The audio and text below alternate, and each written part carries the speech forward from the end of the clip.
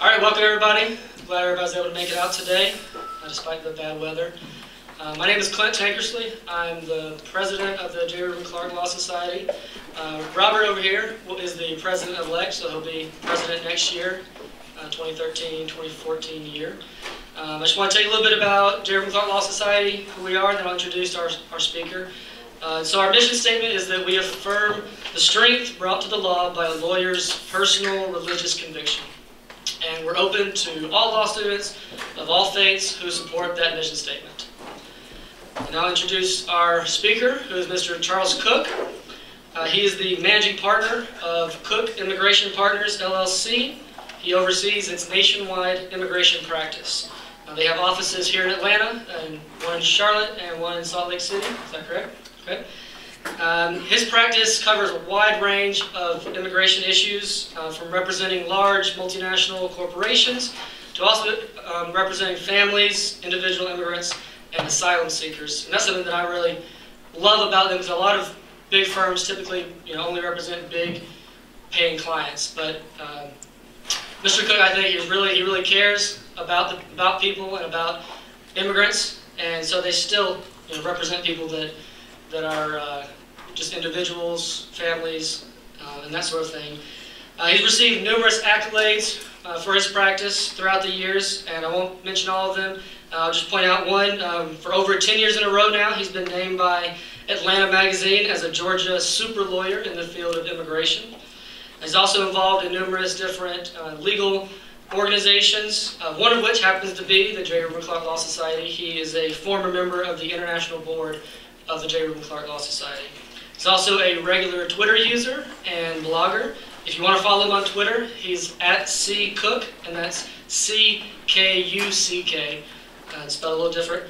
And you can also link to his blog from his Twitter account.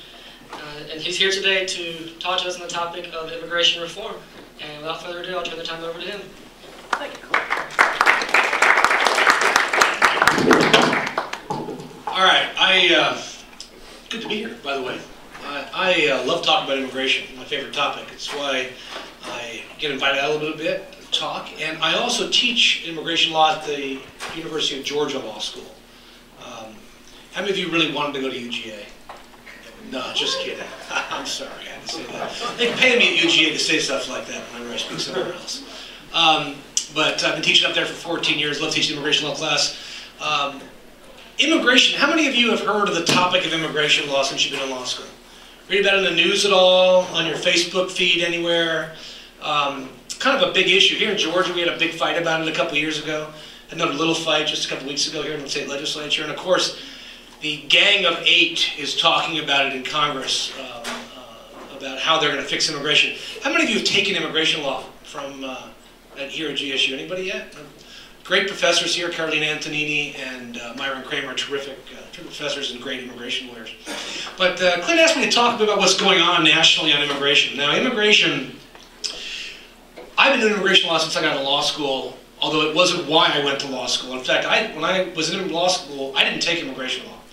I thought it was for liberals and wackos that did that kind of stuff. And you're kind of do-gooder, feel good about yourself, don't want to make any money kind of practice of law. And I got out of law school, working in a firm in Phoenix. I went to ASU law school, working in a firm, and a friend of mine walks in the library. So we'd taken the bar exam, we're sitting in the library, much like many of you would do if there were libraries anymore in law firms now. You just sit at your computer and stare at Lexis online. But I was just doing some research, and a friend comes in and he says, "Hey, I know you really want to go to court. There's this really, really cool place called immigration court, where you don't even have to be admitted to the bar to take a case, as long as you got supervised. And there's no rules of evidence, and there's no discovery, and they need some pro bono lawyers who speak Spanish to take some asylum cases for Central Americans." I figured, I speak Spanish, what the heck, I'll take, take one of these cases. And I did tell you, fell absolutely in love with immigration law. And it's true, there are no rules of evidence, and there is no discovery. It's like practicing law in the Wild West. You got to pray your client told you the truth, because that's your whole case, whether your client's telling the truth. The sad news is that many of you probably haven't realized this yet, but clients lie. They lie all the time. So you don't always get the truth until the government starts telling you what they believe the truth to be.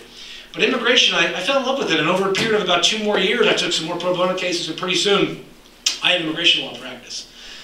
Ultimately ended up moving to a bigger firm, Brian Cave in Phoenix, and ultimately coming here to work at Powell Goldstein, back before Powell Goldstein was bought by Brian Cave. So it was really kind of one of those cases where I'm a double alumni of a law firm. But I've been on my own now for 10 years, on and off, and I gotta tell you, I love what I do. I love what I do because what immigration lawyers do is change lives. If you say you're working for a big company and you're litigating some patent issue, all you've really gotten is money when you win that case or lose that case. But when you win an immigration case, you change somebody's life. You change how they live, you change how their family lives, you create America. So every day I kind of think I go to work, I get to create America just a little bit every single day. In my office is, on the wall of my reception area, are my grandparents' naturalization certificates. My dad's mom and dad both immigrated from Germany shortly before the Great Depression, talking about bad timing. They got out of Germany before Hitler came to power. And they found the American dream. And it's interesting, I can't imagine they would have thought that their grandson would be a lawyer one day. They never would have thought that. They thought I'd be working in the family business. Now, I do come from a great family business, and it was hard for me to go to law school and leave my family business. My dad and my grandfather were chocolate makers. You know, so you think a chocolate maker, lawyer. But then I realized chocolate making, you don't make any money unless you own, like, Giardelli. Making chocolate, you're not going to make any money. So law was a good profession to go into. But right now, immigration seems to be the hottest topic in the land. You have Congress dealing about it, and it seems to have come about because nobody was paying attention to demographics before November 6, 2012. Then that election happened and people realized, oh my goodness, we have a demographic problem in the Republican Party. Now, I've been a lifelong Republican. I've been telling these clowns that run the party for a long time, don't listen to me, of course, but hey, there's this big population coming into America, and they'd probably be Republicans, some of them, if you pay any attention to them instead of demonizing them. But it became much more popular to demonize immigrants, particularly in the South, than to do things that might help them. And as a result, they chased a lot of Hispanic voters away from the party. And here's some interesting demographics on this. When George Bush ran for re-election in 2004, he received 44% of the Latino vote. And he actually won that election. Okay? In 2008, McCain received 35% of the Latino vote and was drubbed. But he was drubbed more for other reasons than for that. Romney got 27% of the Latino vote. Now here's what's interesting. If Romney had gotten the same percentage that McCain had gotten, we'd be addressing him today as President Romney. Period. That one slight demographic shift, that 8% drop from McCain to Romney. Now, so you have to look back. If that's the case, then how did Romney lose the election? I think it came on that fateful night of the debate where the magic words self-deportation escaped from Mitt Romney's lips as his plan to solve the immigration problem in America. We'll just make life so difficult for people that they will choose to self-deport, apparently believing that you can make life so terrible in America that you will go back to some crappy village in Guatemala and live there. I mean, that apparently was his thought process. Now, I was not an advisor to the Romney campaign. I'm more a bigger fan of Jack Huntsman, who actually understands this issue. And so Republicans have a problem. The night of the election, maybe it was the next night, Sean Hannity got on Fox News and said, I have evolved on immigration. And why had he evolved in one day? Because he realized demographics were against the Republican Party unless they reached out. So all of a sudden, John McCain, who in 2008 became build this dang fence guy, is now back on the pro-immigration bandwagon, along with a very unlikely person, Lindsey Graham. Now, Senator Lindsey Graham is from the great state of South Carolina, and he is actually up for re-election next year. So you would think a politician who was up for re-election in the deep, deep South would simply distance himself from the immigration issue. But Lindsey has decided that this is an issue that he can win on. And South Carolina is becoming a national debate format for those opposed to some sort of immigration fix and those against it. And so it's going to be interesting to see over the next year and a half what happens with Lindsey Graham. I predict he will be reelected, by the way. And he will be reelected by big numbers in South Carolina. So him and John McCain, along with everybody's favorite Latino senator, I think he's actually the only Latino senator, not counting Ted Cruz, because, you know, really, the thing about Cruz and Rubio, they're both Cubans. And I have a lot of Latino clients who don't believe Cubans are Latinos. Yeah, I know, somebody believes that. They do, I mean, that's what they say. Any Cubans in here? Good, I don't feel so bad then. So Marco Rubio and Ted Cruz. So Marco has decided he's going to be the immigration voice for the party. Now, he was kind of thrown into this before the election, because before the election, he was the only Latino senator in Congress. And so he was the voice this last time, and he kept saying things that were more anti-immigrant than pro-immigrant, and all of a sudden his mom came to him. Have you heard this about his mom? His mom wrote him a text. It said, "Marco, you be nice to the immigrants." That was the whole text. And that got him thinking, well, maybe we could do something on this whole immigration thing. So you've got the other senator who is in the Gang of 8 is a fellow named Jeff Flake from Arizona. Jeff Flake is actually a member of the J. Reuben Block Law Society. Is a new senator recently elected from Arizona. So you have two Arizonans, a South Carolinian and a Floridian, on this, for Republicans, on this Gang of 8. On the flip side, you've got Chuck Schumer, who is really the #2 guy in the Senate right now for the Democrats, along with some miscellaneous Democrats. The Democrats on the issue are not really that important. And I say that because this issue will be determined by which Republicans vote for reform. So we're sitting on an issue that has percolated over the last, really, since about 1990. How many of you were born in 1986 or after? Wow, okay.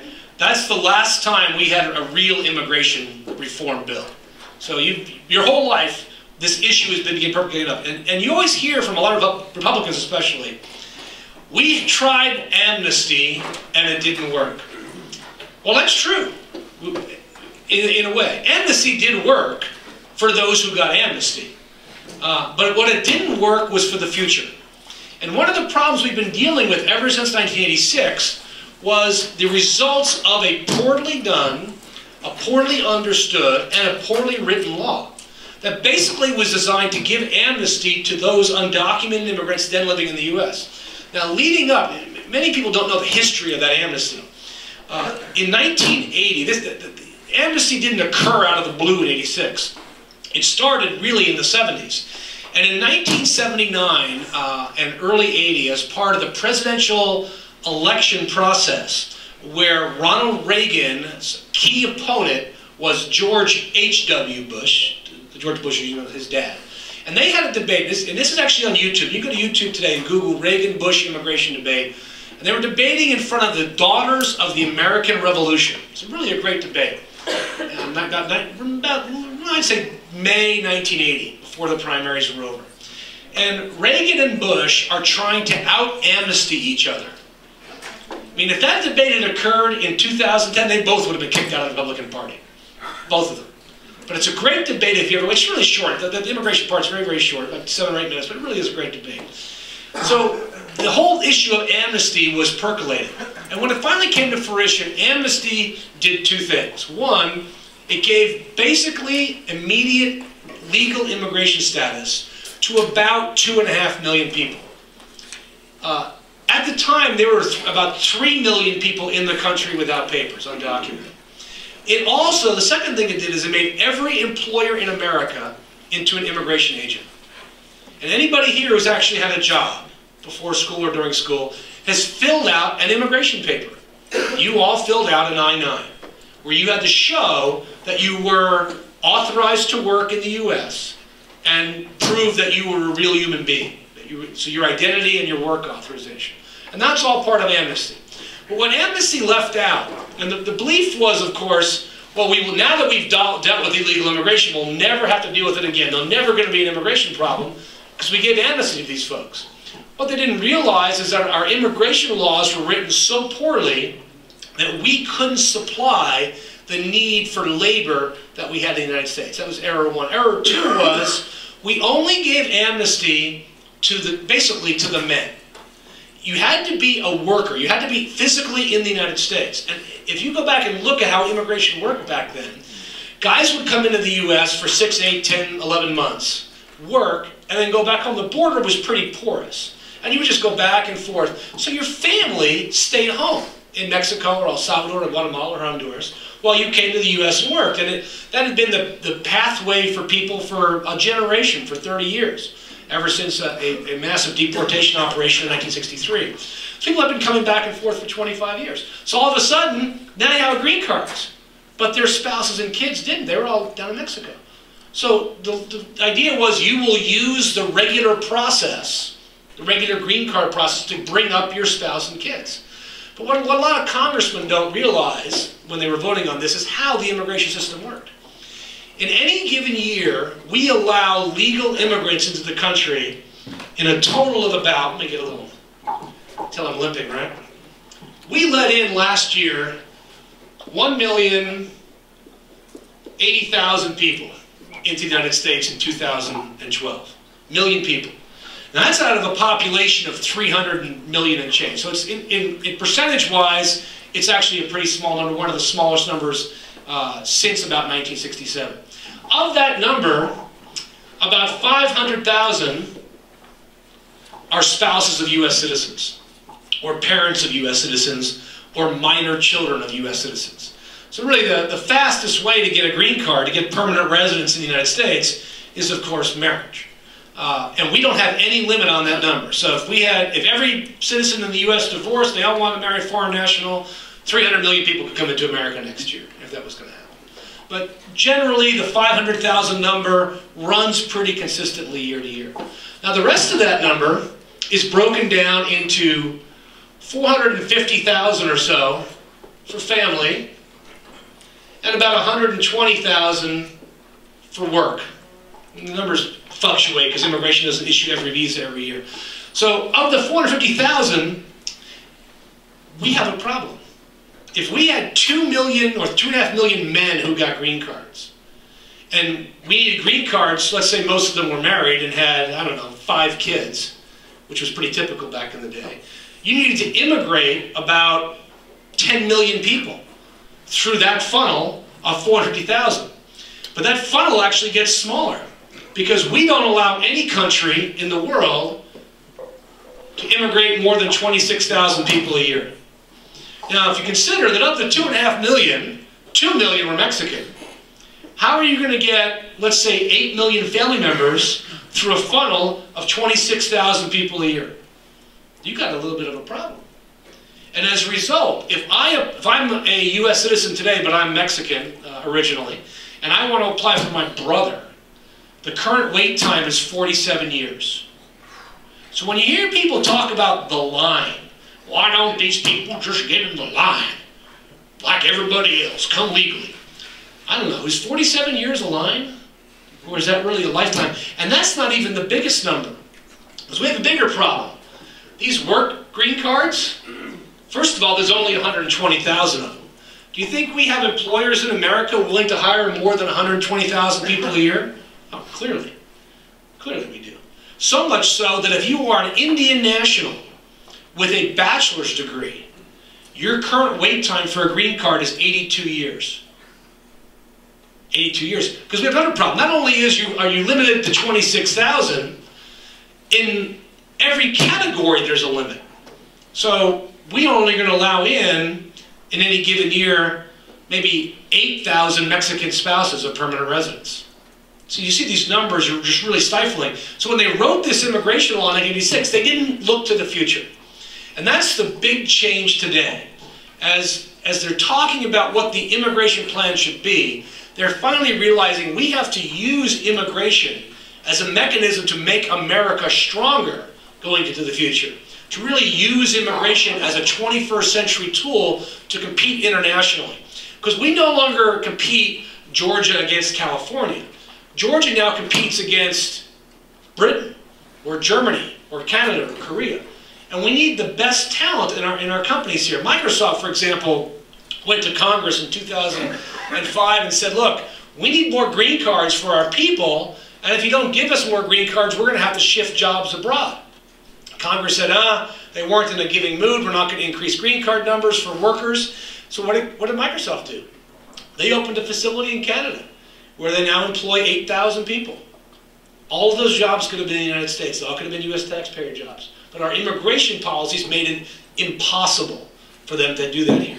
So finally, Congress is waking up about the issue of undocumented immigration, which is always in the news, but even more importantly, about legal immigration. So what is this whole thing about, really? Well, the reason that you've seen a lot of anti-immigration sentiment over the course of the last 5 or 6 years is because immigration occurred in places that never had immigration before. I was talking earlier to somebody about the Olympics in Georgia in 1996. The Olympics were really cool here. It was a great time. But one of the purposes of Billy Payne and bringing the Olympics to Georgia was to bring the world to Atlanta. It worked. They came. They just didn't go home. And so Atlanta exploded with a foreign national population. When I moved here in 1993, there were approximately 100,000 Hispanics in the Atlanta metro area, greater Georgia. Today, there are almost 1 million. And so what you had was people who had all of a sudden experienced immigration firsthand. Immigration for Georgia in 1996, that was California. That was Texas. That was Arizona. That was Florida. All of a sudden, immigration came here. But immigration did remarkable things. For example, how many of you are from Gainesville or been up to Gainesville, Georgia? Okay. Chicken capital of the South, right? Pleasant smell permeating the air all the time in Gainesville. If you haven't smelled chicken processing, you really should take the opportunity. There is only one reason that you can still buy chickens out of Gainesville today. Undocumented immigration. If immigrants had not come to Gainesville, we would not be processing chicken in Gainesville. We would have shipped it off to China or Vietnam or someplace else for cheap labor. Because if you've never worked in a chicken processing plant or been in a chicken processing plant, it is truly one of the most disgusting jobs in America. Terrible. I mean, if you want to get an appreciation for going to law school, go eviscerate some chickens. Every day. 10 hours a day. It's a terrible job. The only reason we still make carpet in Dalton, Georgia is because of immigration. Go to Dalton. 57% of Dalton is Hispanic. In the Whitfield County. 57% Hispanics in Dalton. Gainesville is almost 45% Hispanic. Take those out of the economy collapses, the jobs just disappear.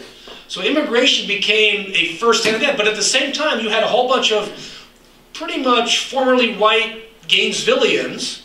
All of a sudden, their schools were overtaken. There was tons of Hispanic kids in the school. And a lot of them couldn't speak English at first. A few months after they're here, they're pretty much fluent. But they had this first-hand view of immigration. And what have Americans always done when faced with a first-hand view of immigration? We've always said, shut the borders. Oh my gosh, be afraid. One of our founding fathers was a virulent anti-immigrant. Anybody know who that was? He was terrified of this one ethnic population. In fact, so much so that he wanted to make English the official language of America in the Constitution because he was terrified of this ethnic group. Anybody know who I'm talking about? Benjamin Franklin was terrified of the Germans. All the Germans were, and you can see today, of course, we're all speaking German. We're not, are we? But he was terrified of Germans. And you saw this happen in the 1840s and 1850s with the Irish and the rise of the KKK as part of the Irish and Catholic influence from Northern Europe. You saw it in the 1880s, 1890s, in the early part of the 20th century with the influx of Southern European immigrants, the Italians. You know, anybody who's watched The Godfather, or Godfather 2 especially, can understand the anti-immigration sentiment. This is nothing new. What you're seeing today is nothing new. We've had the know-nothing, the anti-immigration rhetoric since we've been a country. Because America is a country that loves immigrants from the past. You know, we celebrate, oh, my grandfather came through Ellis Island. I'm sure he came legally. When my grandfather settled the plains of the Midwest, I'm sure he came legally. People don't realize that we really had no legal immigration up until about 1920, when we basically shut off immigration to Asians from China and from Japan. So we have a real mixed history on immigration, and as we get this today, it's not surprising people would be upset. Because when new immigrants come, they typically tend to be poorer. They typically tend to be of the lower class. They typically tend to be of the working family. And that disrupts things in the community they're coming into. But at the same time, they bring such wealth. They bring such depth of knowledge and such diversity that makes America stronger and stronger in every generation.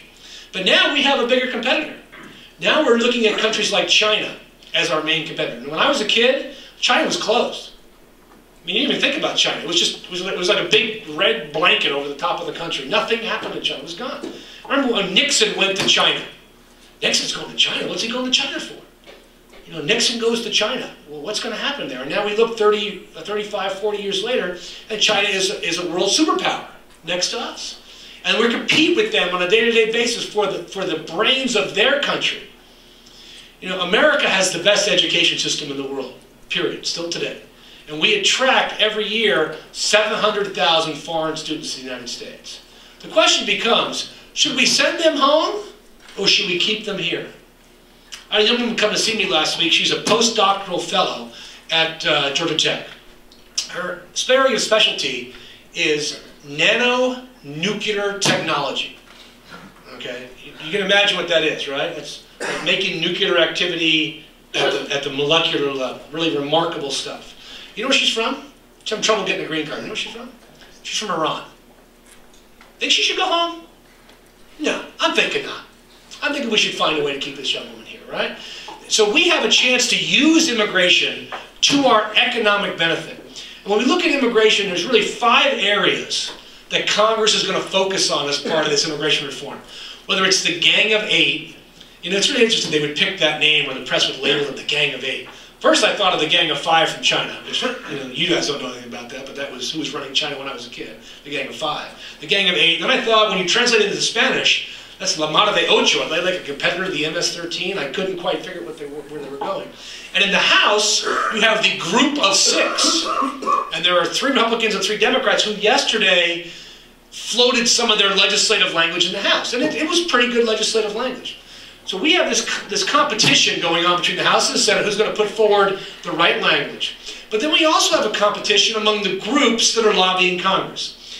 Ignoring the anti-immigration groups for a moment, you've got groups that are lobbying that are very powerful and very vocal. The Dreamers. These are the kids who came here as children who have now organized themselves into a very potent political movement in Washington, D.C. And they're listened to in Washington, D.C. But they're also young, and they're not willing to compromise. You've got a lot of the advocacy groups out there who have said, we've waited long enough, we want what we want. And then you've got the business community who's saying, no, we understand what you want, but you have to understand what we want. And then you've got the unions who are saying, wait a second, you have to understand what we want, not what you want. And all of a sudden you hear there's a lot of wants out there, a lot of needs out there, but they don't always go together well. So last week there was a report that the U.S. Chamber of Commerce and the AFL-CIO have come to an agreement on a temporary worker program. So there's really 5 things that this group, whatever legislation passes, is going to have 5 elements in it. The first element it has to have in it, and it will be the first part of the bill, Section 1, border security. Because you at least have to figure out a way to throw $2 more billion at the border. Now, the border is a very interesting place. I went to law school in Arizona. I have a lot of family in Arizona, friends in Arizona. I know the border. It is a very different experience if you've never lived down there than living in Georgia. Is the border secure? First, you have to determine what that word means. What does secure mean? Do you mean secure like building a big plastic bubble over America and filling it with air so nothing can get in? That kind of secure? No, not secure. Talking about like LifeLock credit, that nobody can get in illegally? No, not that secure. Are the numbers of undocumented immigrants coming to America down? Absolutely. Down massively? Absolutely. Is it because the border is more well enforced? Yeah, some. Some of it's the economy. Some of it is the violence on the northern Mexican border, much more difficult to come through. But a lot of it is the fact that we have gone from about 4,000 Border Patrol agents on the southern border in 1996 to over 20,000 Border Patrol agents today. It's a massive amount of money. Last year alone, we spent $16 billion on border enforcement. We spent more on border enforcement than we spent on every other federal law enforcement agency combined. Combined. FBI, all those, every one of them, ATF, all of them were less than what we spent on the border. And did we keep everybody out? No. Although we did have the fewest number of undocumented entries last year since Richard Nixon was president of the United States. So more than 40 years, the numbers have gone down. In fact, last year was the first year that there was a net outflow of Mexican immigration. That is, more people left the country of Mexico than came back in. So it was shrinking demographic. Part of that, of course, is the Mexican economy is growing at a rate of 5 to 7% a year and has over the last 10 years, even through the recession. So Mexico is not the place people are leaving from anymore. So we've got an idea of fixing the border. We're not going to be able to shut it. And when I talk to my Republican friends about this, I say, hey, how about this? How about we compare border security for purposes of immigration to border security for purposes of the war on drugs? How's that working out for you? You know, how's the war on drugs? We've been pretty successful in the war on drugs. We've stopped illegal drugs from coming into the country, right? It's impossible to get cocaine and marijuana smuggled in now, right? No. That hasn't worked out so well. We've spent, I don't know how many, $400 billion on the war of drugs in the last 40 years. So we have to be realistic about the border, but there'll be provisions in there. There'll be penalties for undocumented entry that are bigger than the penalties today. Right now, the penalty for undocumented entry to the United States is a federal misdemeanor and a $500 fine. That's the penalty for illegal entry in the United States. There is currently no legal penalty for coming into the U.S. with a visa and overstaying. And 47% of the people that are here undocumented came in legally, not illegally. They just overstayed, and it's not a crime. It's a civil violation, it's not a crime. So border security is going to be number one. Two, the next big part of this bill is they're coming after employers. Now, a lot has been said about President Obama since he's been president. I've heard a lot of rhetoric from the anti-immigration side saying, President Obama hasn't enforced immigration law. Well, that would be chalked up to one big lie. Because here's what President Obama has done. Since he's been president, about a little over 5 years, he has deported 1.6 million people from the United States. That's more people that were deported while he's president during those 5 years that were deported from 1787 until 2007. So he's deported more people in 5 years than we've ever deported in the history of our country. Two, he has gone after employers in a way that no prior president has. In George Bush's last year in office, they went after 25 employers and fined those 25 employers $1.5 million. President Obama last year went after 5,000 employers and fined them almost $200 million.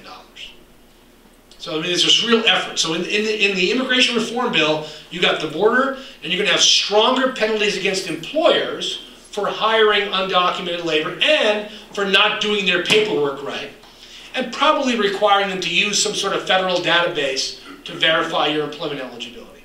How many of you have heard of E-Verify? I mean, almost everybody knows about E-Verify. It's the law in Georgia. If you're going to work for any employer has more than 10 employees after July 1, you will have to go through E-Verify. Now, E-Verify is a federal database that has an amazingly astounding accuracy rate of 96%. You're probably thinking, 96% is pretty cool. That's like an A+. So that's pretty darn good, except when you actually apply it to the numbers of people that use it every year. In any given year, as if it was required, about 75 million people would go through that process, which means that in any given year, about 2 million people would have problems with that database. Either they would be hired inappropriately, the system would say you are legal to work, or two, you would be denied the ability to work and have to go through a process to fix your status as being legal in the country. Now, it's women that should be more concerned about that, because of the 4% error rate, 3% are women. And it's because of the way women change their names when they get married. And a lot of them don't go through the actual official process to get them done in Social Security. And it triggers a kickback on the name. It's one of the bigger problems in the system. But that's going to be mandatory. So that's item 2. Item 3, we're going to have to deal with this whole backlog thing. Right now, waiting in the line are 12.5 million people. It's 12 million people waiting in line. Oddly enough, about 4 million of those people estimated are actually in the U.S. without papers. All right, so about a third of the people in the line are actually here waiting. We gotta clear that line, because if we took the regular process now, it takes forever. So Congress is going to increase the numbers to get people quickly through the line. The next thing they have to do is what Amnesty forgot in '86, future flow. How are we going to entice people to come to the U.S.? Now, one of the things we have right now as part of our immigration process, did you know we have two unique ways to get permanent residence in the United States? One, luck. We have a green card lottery. You can win your green card in a lottery. Isn't that cool? All you need is to be Irish. Good luck. All it is. Now, here's the thing about that lottery. It was started by Ted Kennedy in 1990. And his belief was, it's called the diversity lottery. He said, look, we have too many people from Latin America. We need to diversify our immigration. So it was designed to bring in more Asians, more Africans, and more Northern Europeans, particularly for Ted Kennedy. The first 3 years the lottery was in existence, a third of the 50,000 green cards were allotted to people from Ireland and Northern Ireland. So you did have to be Irish early on to win the lottery. Now anybody, in most countries, we do exclude you if you're from high immigration countries.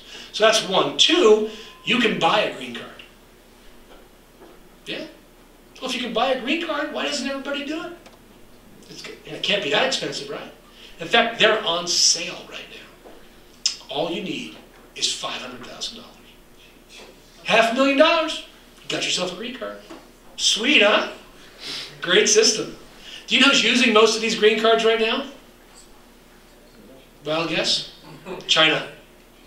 China. Every year we give 10,000 of these green cards a year. Don't give away. We sell them. China bought 6,000 last year. Interesting. Somebody doesn't have faith in their country, I see. It's going to be happening in China in the near future. So you can do that. We need something that says to kids who are graduating from tech, look, if you've got a PhD in nanonuclear technology, here's your diploma, here's your green card. Welcome to America. We need something that recognizes success at our universities and colleges at that level. Makes it automatic and easy to get that legal status. We're also going to have to put in place a system that lets employers actually employ the people they need. Because if you're going to make every employer in America check the legal status of every worker, you better have enough workers for these jobs.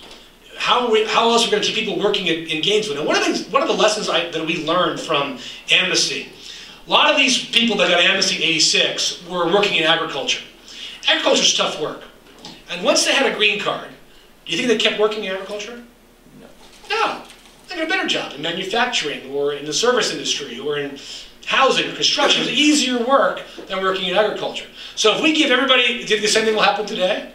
Of course it will. So you've got to have this future flow. So that's why the agreement between the Chamber of Commerce and the AFL-CIO is so important, because it provides a base to bring in the workers that are needed coming forward. Now, is it the right mix of numbers? Clearly not. It's clearly too low initially. But ultimately, the deal, the plan here is to get a deal and then work from that base, work from the future. Now, you notice I've talked about 4 things so far, but I left out that 900-pound gorilla. The 11 million or the 12 million or the 20 million, nobody really knows how many people here are undocumented. What are we going to do about that?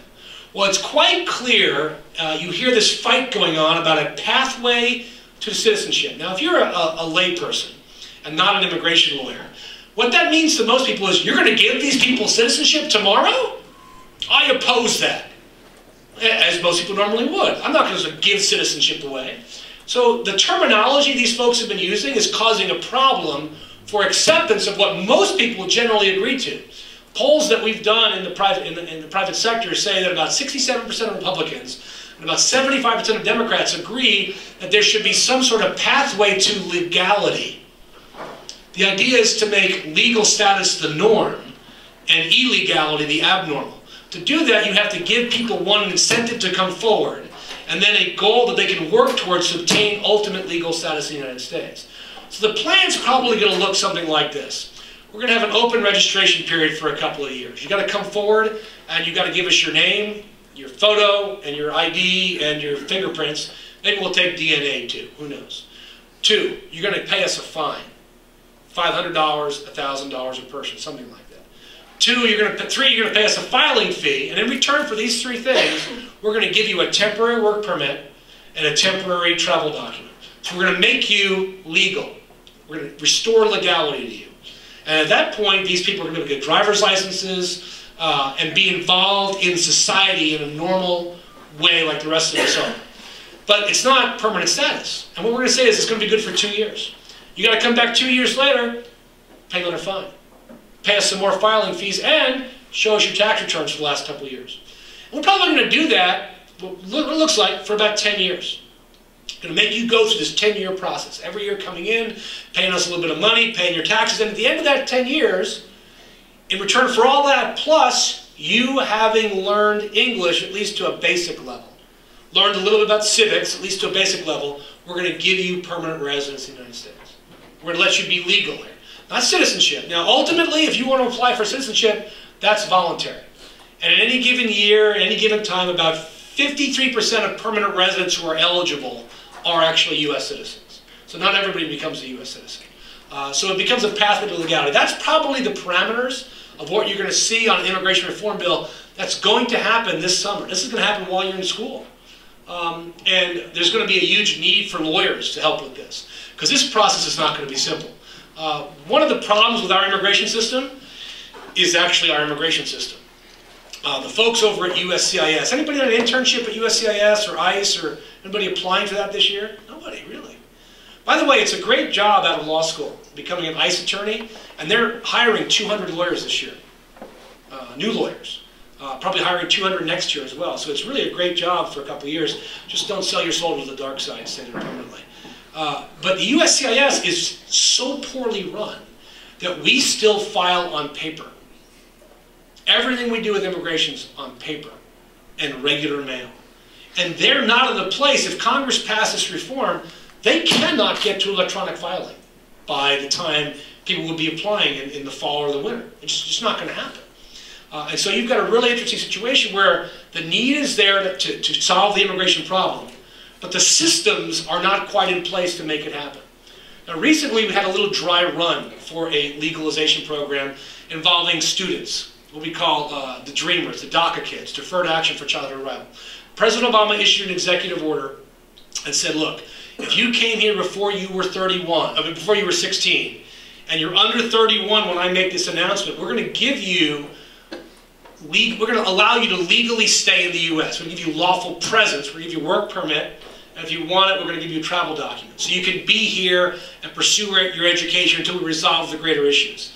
That happened because the Dream activists, the Dreamer kids, put enormous political pressure on President Obama during the election.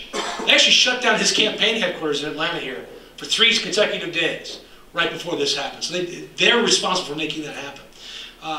What they're showing through activism is that you can make things happen. Now, it's not, this whole reform package that comes up is going to have some problems. It's not going to be perfect.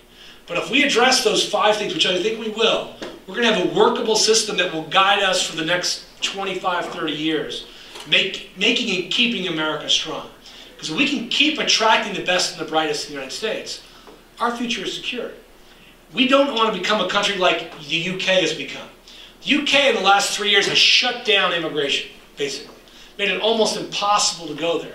As a result, their economy is just continuing to decline. They're not attracting the best and brightest. Their companies can't even bring people over to work there that are foreign-born and foreign-educated to work in their UK companies. Very, very difficult. It's not the system that we need as a country. Because ultimately, immigration is about America. It's about where we're going into the future and where we're going to be when you're my age. When you're 50, what's America going to look like? Are we still going to be a world superpower? We're going to be developing the best technologies? We're going to have the best workers and the most efficient workforce? Or are we not? And the last thing I want to talk about, of course, on immigration is demographics. You know, I look around this room, I see a lot of people whose forebears came from Eastern and Western Europe, because you all look like me. Some came from Africa, a couple from Asia.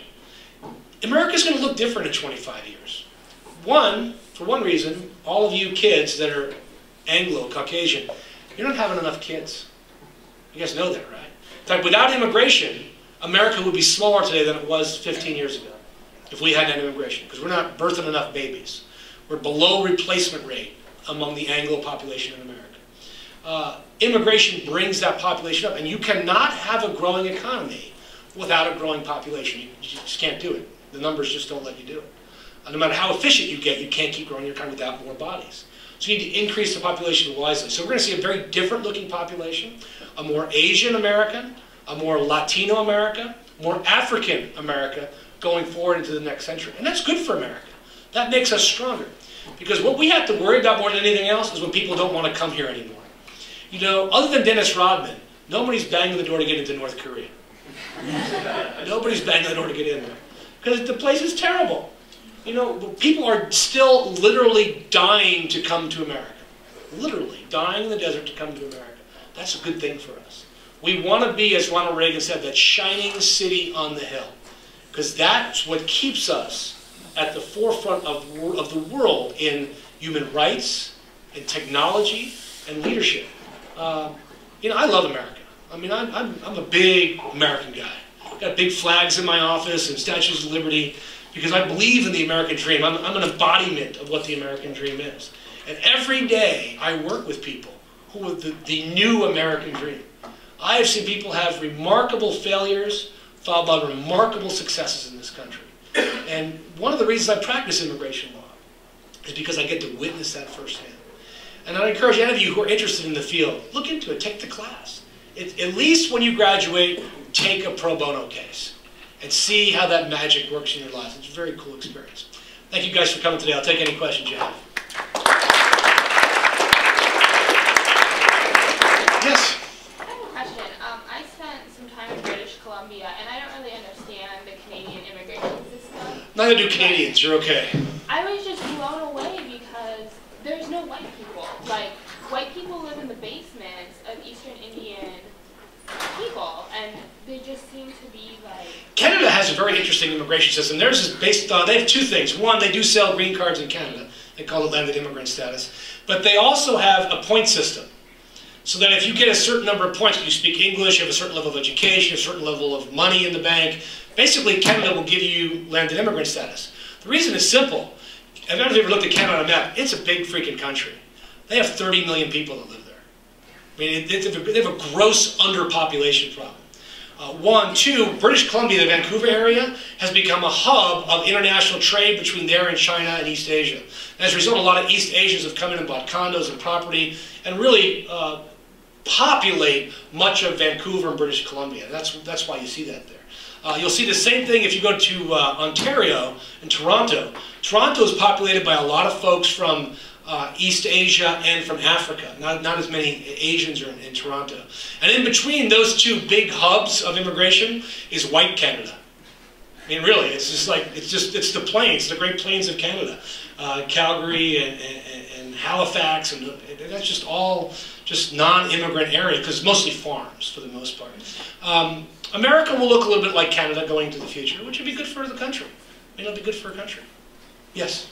How do you respond to people who are worried about the foreigners taking American jobs?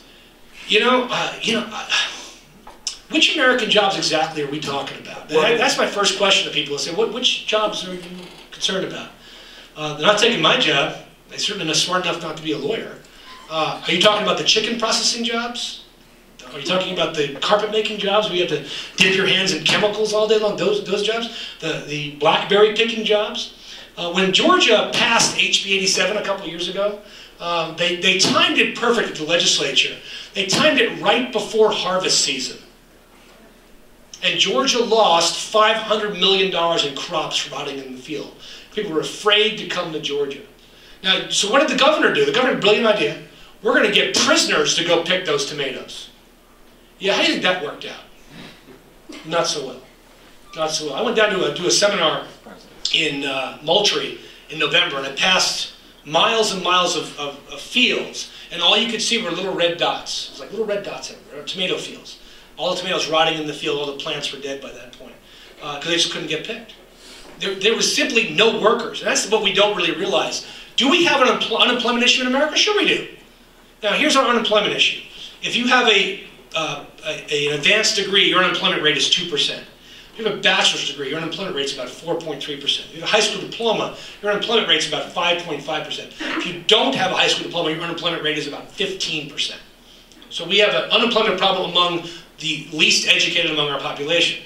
Now, are they going to the fields in Georgia to pick crops? No. One, they're not in the fields of Georgia to pick crops. Part of it is location. Nobody lives in those places that will do that work.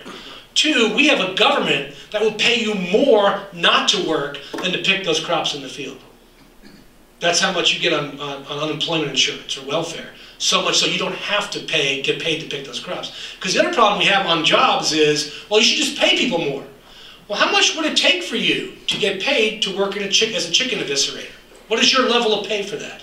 Because I will tell you, Kentucky Fried Chicken knows exactly how much they will pay for that chicken, because they know how much exactly you will pay for that chicken. And how much will you pay for a bucket of chicken? That will determine how much somebody gets paid to eviscerate chickens. I mean, it's all about supply and demand. So, yeah, do we have, people say they'll take jobs from Americans. Where? You show me somebody whose job got taken by a foreign national. Show them to me. Now, you will see some of those in the construction industry. True. True. Typically, people that don't have the high school diploma or higher, a lot of them are in that industry. And they are affected by it. Name other industries. Find them. You won't find them in manufacturing or particularly in agriculture, because they're not there. And they're certainly not going to see them at your level where this is happening. Next question. Yes? Say the Senate, they get like 10 or 12 Republicans they will. to vote for it. You don't see that as a problem in the House? No. That? No, interesting. There's a very interesting study that came out. You guys know who Nate Silver is? If you're a political junkie like me, Nate Silver is the statistician at the New York Times. He runs a blog called 538.com. Really, you should read it every day. It's very cool. Very cool. He ran a study on this. He looked at every Republican district, assuming that of the 201 Democrats, about 25 will not vote for reform. All right, they're gone. So there's 175 Democratic votes who will vote for basically anything that has the word immigration reform in it. So you're going to need about 40 Republicans to vote for this thing. So he went through and he looked at every Republican district in the country to see which districts had the highest immigrant populations or ethnic populations. And there are 40 Republican districts with at least 20% Asian or Hispanic population in that district. So those become districts that are amenable to a Republican being in favor of immigration reform. And of those 40 districts, every one but one is in California, Texas, and Florida. So what are the chances of Republicans voting for it? Pretty good. Are we going to get any Georgia Republicans voting for it? Probably not. Although, you don't know. You don't know. Jack Kingston, he might. It depends on how our elections are coming up here. But yeah, a House, particularly that they've got this group of three working that are not three liberal Republicans, they're three conservative Republicans, I think it'll pass the House. I'm not really worried about the House bill. And because of that vote, though, it's not going to be the perfect bill. But, you know, we cannot let the perfect be the enemy of the good at this point. Good question. I think it'll get through. Other question. Is there any other questions on immigration? My goodness. Good. I know you were involved in the litigation challenging Georgia's immigration bill. Nothing's better than suing the government, my friend. Nothing. And winning. Can you kind of tell us what the status is of that law? Yeah, well, HB 87 had 22 different provisions in it. Anybody know what the funding was from the state legislature for HB 87? How much money the state put into enforcing this terrible immigration law? If you guessed zero, you'd be correct, because there's no funding for this bill in any part of the bill. When I testified at the Capitol, they did actually have hearings a couple of years ago. This year they did a couple of hearings. I said, you know, this whole thing about harboring, and that's unconstitutional. You can't do that. There's this whole thing, what do they call? Oh yeah, the Constitution. That says immigration is a federal issue. They passed it anyway, so we took it to federal court. Worked with ACLU, we worked with NILC, which is the National Immigration Law Center, brought litigation against the state, and we got the court to strike down. We challenged only 4 provisions. We thought one was for sure unconstitutional, which was the one we won on, the harboring, transporting, that couldn't on its face. Now keep in mind, we challenged this law on a facial challenge, which is a very high standard of proof. That means there's no legal way under any interpretation that could be enforced constitutionally. And so we won on that. Now we lost on the show me your papers provision, because right before our litigation ended, the Supreme Court came down and Anthony Kennedy wrote a decision and said, look, you know, this whole Arizona law, which was similar to our law, show me your papers, on its face, constitutional. However, I would invite you to bring me the follow-up litigation once you try to enforce this bill in a racially neutral manner. Because I don't think it can be enforced racially, but on its face, it's not unconstitutional. So we lost that provision here. So how many times, since that law went into effect here in Georgia a couple months ago, has a state patrol officer or a local cop asked somebody for papers in Georgia? Zero. Because if you're a cop, are you going to ask somebody for their papers? No. The thing is, in Georgia, you don't have to. If you're arresting somebody for a crime, you bring them to the local jail, and in the jail, President Obama does you the favor of running their fingerprints through the immigration database and putting an immigration hold on them. So you never have to get involved in immigration if you're a smart police officer. You don't have to ask a stupid question like that. So that part of the law is constitutional, and we're waiting for actually to try to be enforced so we can challenge it. As soon as it's enforced by some rogue police officer somewhere, we'll get it struck down. This last legislative session, they just passed a bill, waiting for the governor's signature, that makes it illegal to use a foreign passport without a stamp of legal status in it for ID in Georgia. Now, we're probably going to challenge that legislation because it's unconstitutional. We have international treaties to which we are party as a country to recognize foreign passports as identification in the United States. A state cannot contravene that. But the reason they did this was interesting. As part of HB 87, the Attorney General was tasked with creating a list of documents to show ID. And he purposely put on that list that a foreign passport without other information was valid. And he did that because Sam Olens understands the law, federally and constitutionally. So the legislature didn't like that. The anti-immigration guys' legislature didn't like that. So they got the legislature to overrule Sam Olens, take him out of the list-making business, which I'm sure he was happy to be out of, and put this in. But this time there was no hearings. They had no public hearings on this bill.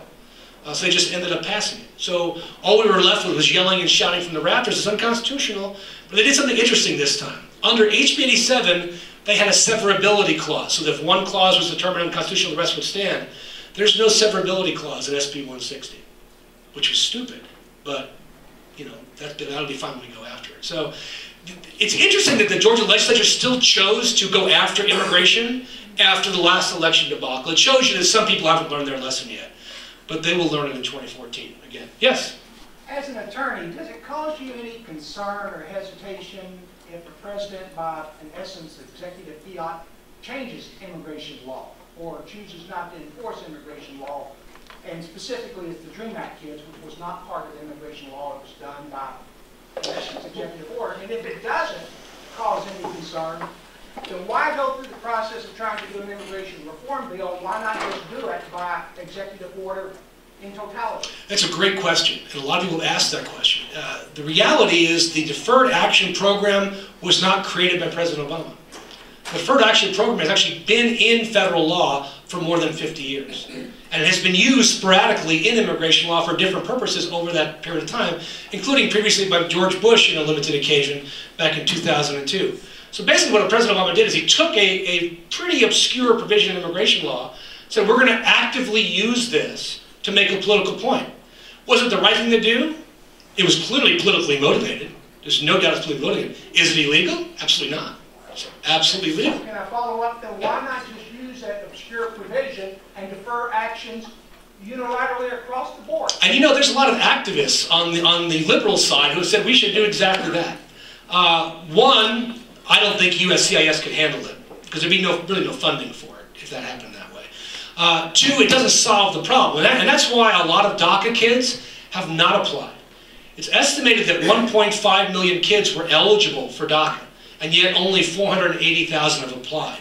A lot of them aren't applying because they believe that it doesn't really get them anything. What happens if Congress doesn't pass reform and Obama leaves and we have a different president who doesn't reinforce the order?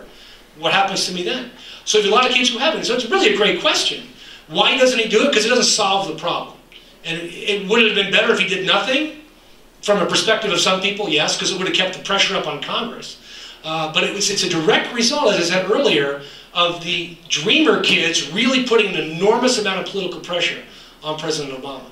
Particularly after, in the primary, Mitt Romney said he would cancel that Deferred Action Program if he became president, which certainly didn't help him with the votes from the Latino community at the election time. So it's really a great question, and the answer is he doesn't do it because it doesn't make sense. It doesn't really solve our problem. Because we can use immigration, and we always focus on the illegal side of immigration. Immigration is a tool It's an economic tool for us. It's a way we as a country can make ourselves better going into the next generation. And we've ignored it for 25 years. Ever since the last legalization program, we just ignored it. It's time we stop ignoring and start using it to make America better and to keep us great. Thanks for questions. Great question. Thank you very much. I think we're out of time. Thank you, everybody, for coming. Follow me on Twitter. I am fun.